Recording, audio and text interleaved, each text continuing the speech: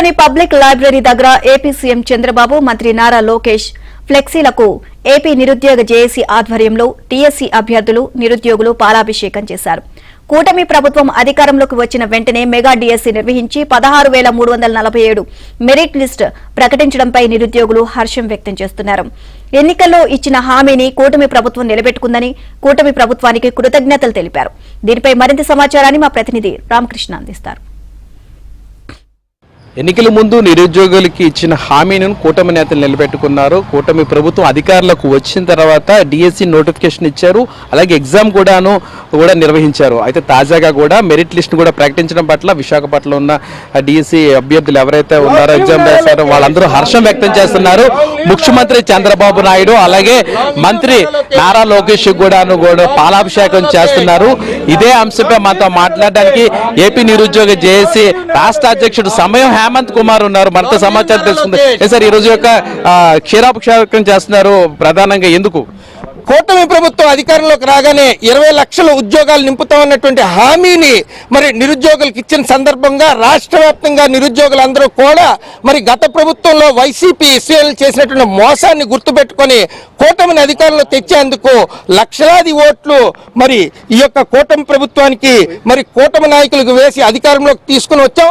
తెచ్చినందుకు గాను మాకు చాలా సంతోషంగా ఉంది. మరి మొదటిది ఏదైతే మొదటి సంతకం మెగా డిఎస్సీ మీద పెడతానన్నటువంటి మరి చంద్రబాబు నాయుడు గారి మాటను ఆయన నిలబడి పెట్టుకుని మరి ఈరోజు మెగా డిఎస్సీ ప్రకటించడమే కాకుండా పరీక్ష నిర్వహించి దాని యొక్క ఫలితాలు కూడా పారదర్శకంగా విడుదల చేయడం మాకు చాలా ఆనందంగా ఉంది. దీనిపైన వైసీపీ శ్రేణులు మరి నిరుద్యోగులు రెచ్చగొట్టి చాలా అవకతవకలు ఉన్నాయని చెప్పినటువంటి మాటను తిప్పికొట్టి నారా లోకేష్ గారు హుటాహుటిన ఈ యొక్క ఫలితాలను పారదర్శకంగా మరి విడుదల చేయడం మాకు చాలా ఆనందంగా ఉంది.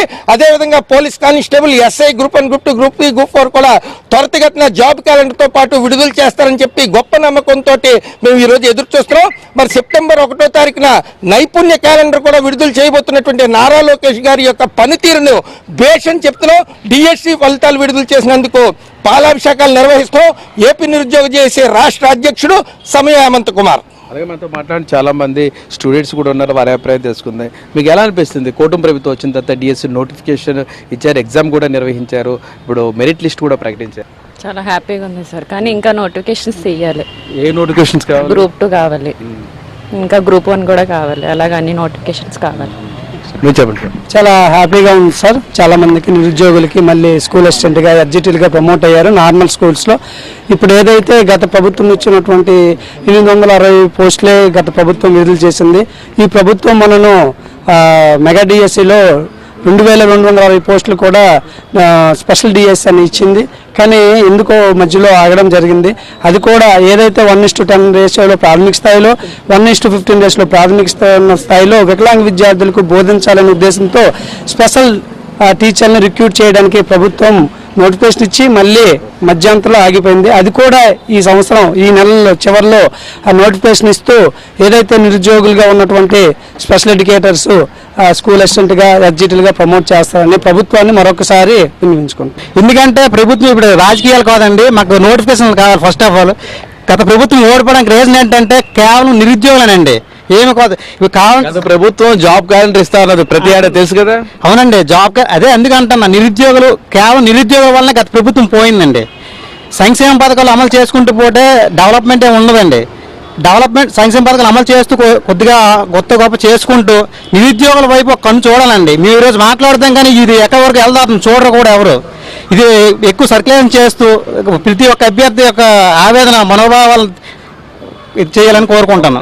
Thank you very much sir. ఇది మొత్తం మీద పరిస్థితి. ఎన్నికల ముందు నిరుద్యోగులకు ఇచ్చిన హామీలన్నీ నెరవేర్చినందుకు కూటమి ప్రభుత్వానికి థ్యాంక్స్ చెప్తున్నారు. డిఎస్సి తాజాగాను మెరిట్ లిస్ట్ కూడా ప్రకటించినందుకు హర్షం వ్యక్తం చేస్తూ ఈరోజు పాలాభిషేకం చేశారు. వీడియో జర్నలిస్ట్ రాజశేఖర్తో రామకృష్ణ, ఏబీఎన్ ఆంధ్రజ్యోతి.